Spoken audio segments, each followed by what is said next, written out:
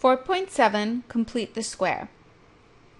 This image here pretty much sums up what we're going to be doing. We are going to be finding the little square that completes the square, and I'll explain this by the end of the lesson. So the first question says, solve this quadratic. This doesn't look too scary. It looks like something that we have done before. And in fact, normally, if I was solving this, I'm going to do it two ways. So let's go ahead and set this equal to 0. So we're left with x squared plus 20x plus 19 equals 0. And now let's factor it. And we get x and x, 19 and 1. They're all plus signs. And so we get that x plus 19 equals 0, or the x plus 1 equals 0. In other words, x equals negative 19 or x equals negative 1. Those are my answers. But for the purposes of this lesson, I'm going to do something a little bit different. If you notice here, this is 10 times 10, and this is an x times x. And if we look at x plus 10 times x plus 10, well, the outer and the inner would give us this plus 20. In other words, this is x plus 10, the quantity squared. One of those special ones, right? And so now, looking back at what we did in the square root section, couldn't we just root both sides? And so we would get that x plus 10 equals plus or minus root 81, and root 81 is just 9. Okay, and so now let's subtract 10 from both sides, and we would get x equals negative 10 plus or minus 9. In other words, x equals negative 10 minus 9, or x equals negative 10 plus 9. That's what the plus or minus means, remember? And so we get the same answer doing it this way.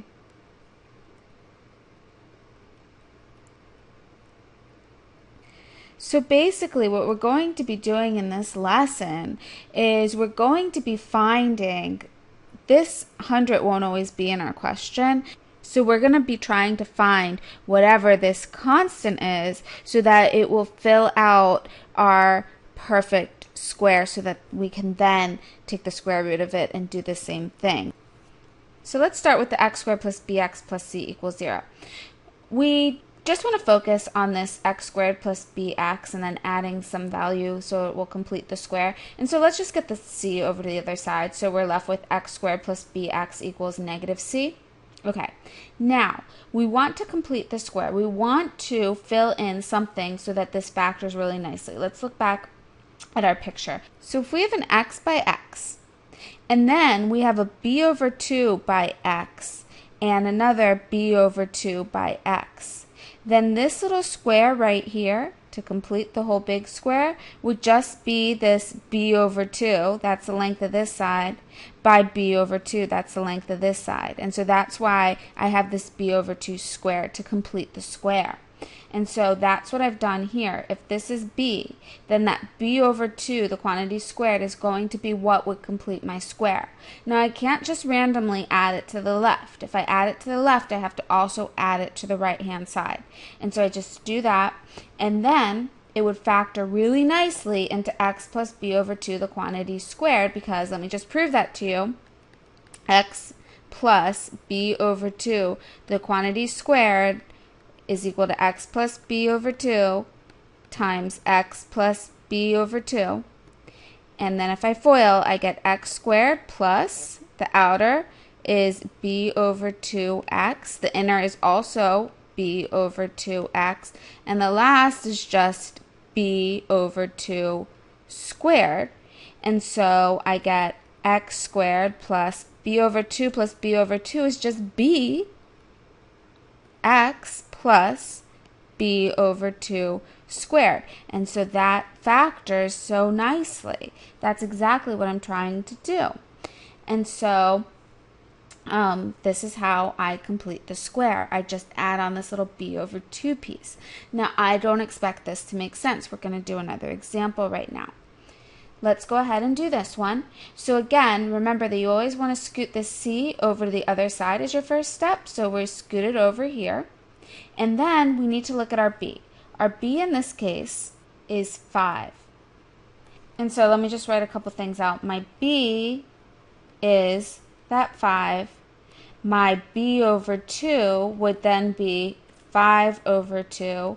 And the other thing I need was that b over 2 squared, which is just 5 over 2 squared.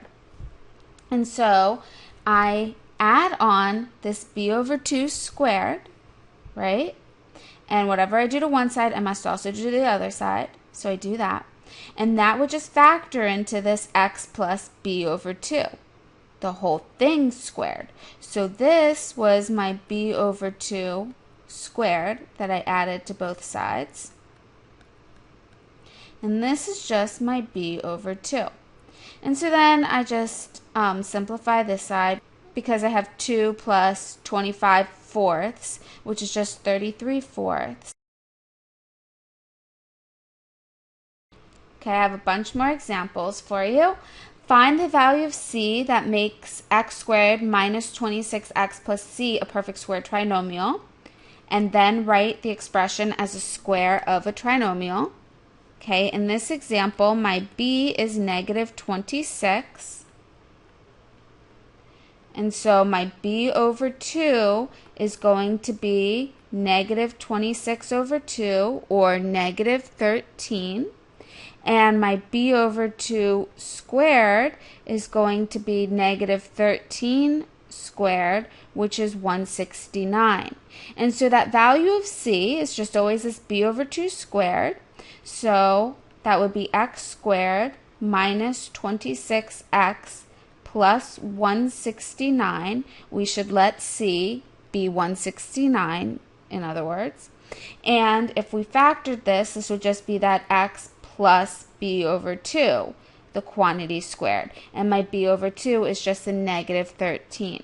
So really, that's all we're doing in all of these. You want to add this b over 2 squared to complete the square, and then that factors into x plus b over 2, the quantity squared. So if you just write down what your b is, your b over 2 is, and your b over 2 squared, all these problems become rather simple. You just have to do a lot of practice. I know it seems really, really abstract right now, but we'll be doing a lot more practice.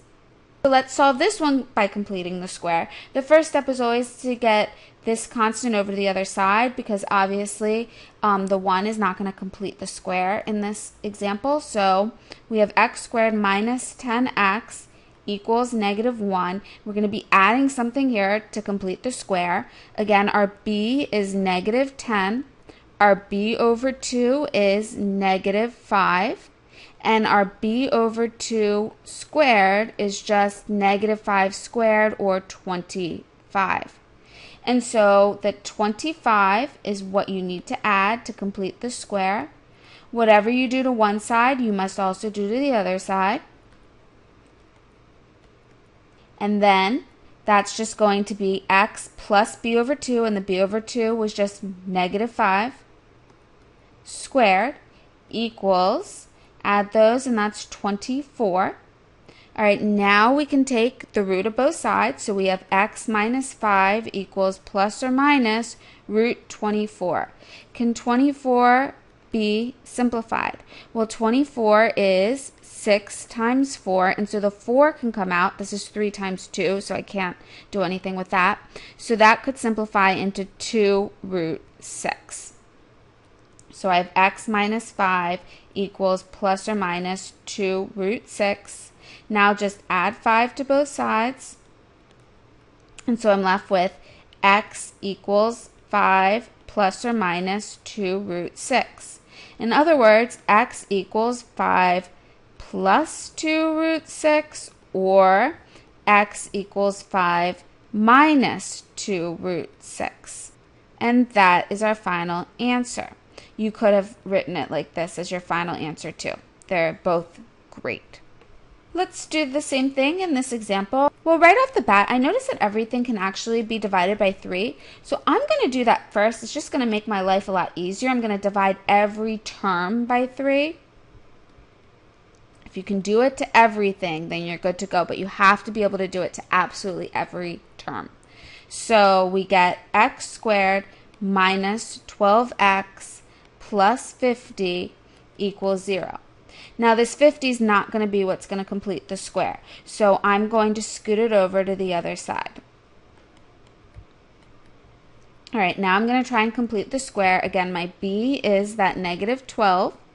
My b over 2 is just negative 6. And then my b over 2 squared is negative 6 squared, or 36. So the 36 is what I have to add in order to complete the square. Whatever I do to one side, I must also do to the other side.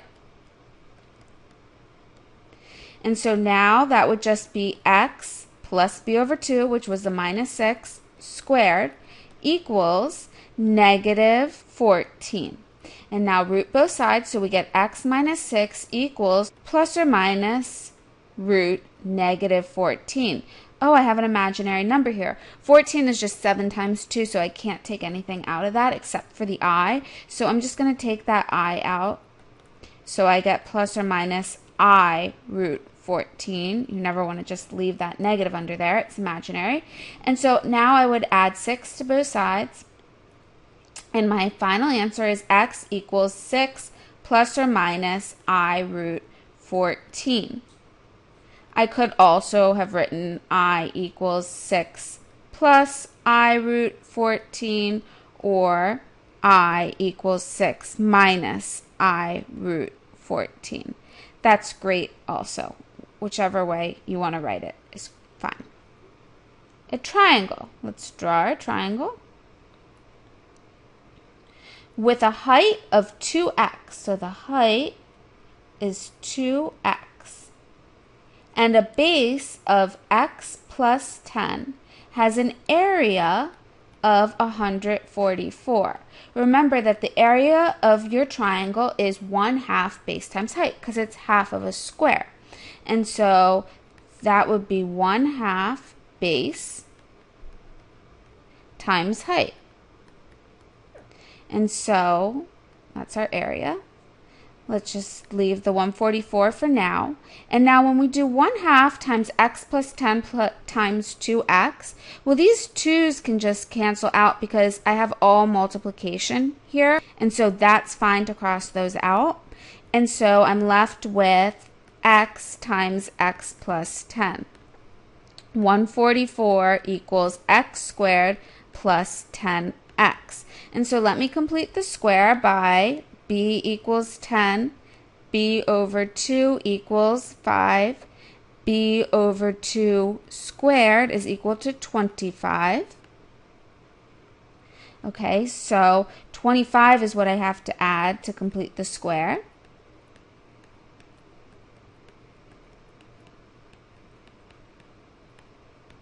So now I get 169 equals x plus b over 2, which is just 5, squared.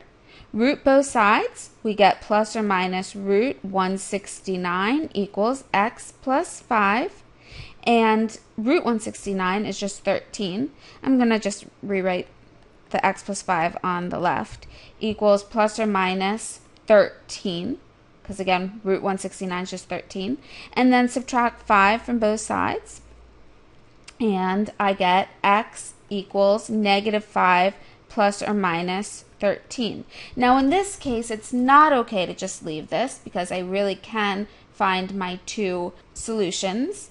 And I get x equals minus 5 minus 13, or x equals minus 5 plus 13. And that means that x equals negative 18, or x equals 8. And now look back at your question. Well, we're dealing with a triangle, and these are the distances, so I can't possibly have a negative number, so I would just cross that out and circle x equals 8, and that is the value of x. Now let's try and bring this all together and go back to writing equations in vertex form. Remember, when it's in vertex form, the vertex is sitting right there for us. Vertex form is y equals ax minus h squared plus k. And so what I really want is I want something here that would be a quantity squared. So you can see where completing the square is probably going to come in real handy. The only difference on this one is that I don't want to just scoot anything on this side. You know, I know in this one that I want to add something here to complete the square, but I'm going to just let this 95 kind of hang out over here for now. I don't want to scoot it over to the other side like I was doing in the other questions because I want just y equals. So it doesn't really matter. It's not going to affect anything. I do the same thing. B equals 18. So that b over 2 would just be 9. And the b over 2 squared is going to be 81. And so I get y equals x squared plus 18x plus 81. That 81 is going to be what's going to complete the square. But since I added 81, and since I'm keeping everything on one side, I'm just going to subtract 81 so that I add up to 0. So again, this is what completed the square, and what I added, I'm just going to subtract. See, in the other examples, I was just adding it to both sides. But now I just don't want to have two sides. I want everything to be on one side since I'm getting y equals. So plus 81 minus 81 is 0. Now, let's just write this as some quantity squared. I have x plus b over 2. b over 2 is just plus 9. Plus 95 minus 81 is 4. And so now I have my equation in vertex form. And the vertex would just be negative 9, 14.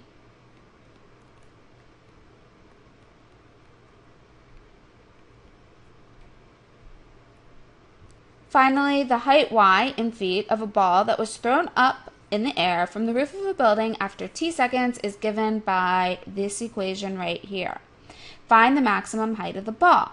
Well, there's a couple ways to do this, but since I'm in this section, I'm going to think, well, maybe if I put it in vertex form, then the y-coordinate of the vertex is going to be my maximum height. So let's go ahead and do that. Y equals negative 16t squared plus 64t, and then I want to add something so that I can complete the square there.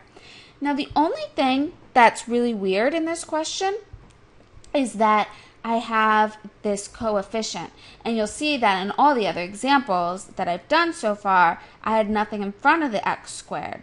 It was just a 1 there and there. And so that does make things a little more tricky. But look at this. I could actually factor the negative 16 out of this part, right? Because this and this have a 16 in common. And so I get t squared minus 64 divided by 16 is 4t plus 50. And now I have to figure out what's going to complete the square. So in this case right here, my b is just negative 4. My b over 2 is negative 2, and so my b over 2 squared is 4. So I'm going to add 4. But be careful. I didn't just add 4. I actually added negative 16 plus 4. So I need to subtract that negative 16 times 4. Okay, because I added negative 16 times 4, I need to subtract whatever I added, or I could have thought plus, which is what I'm going to do. So y equals negative 16. This is going to factor into t plus b over 2, and b over 2 is minus 2 squared. And then we have plus 50 plus 64, because 16 times 4 is 64. And so we end up with y equals negative 16 t minus 2, the quantity squared, plus 114. And so the maximum height of the ball is going to be 114 feet. And when does that happen? That happens after 2 seconds. That's not part of this question, but it happens after 2 seconds. And the reason behind this is because the vertex is 2, 114. And since it's opening down,